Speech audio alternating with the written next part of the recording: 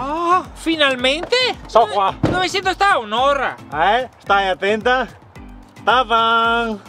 No, a per carità. Apri. Sei tomato, Apri. Duilio. No. Che sai che sei? Guarda. Il biglietto per spettacolo di Marco e Pippo al Geos. Ah, te lo aspettavi? No, dentro è scatoletta di un anello, non mi aspettavo un biglietto per un spettacolo. E sei contenta, Dentro la scatoletta di un anello non mi aspettavo un biglietto per uno spettacolo. Grazie.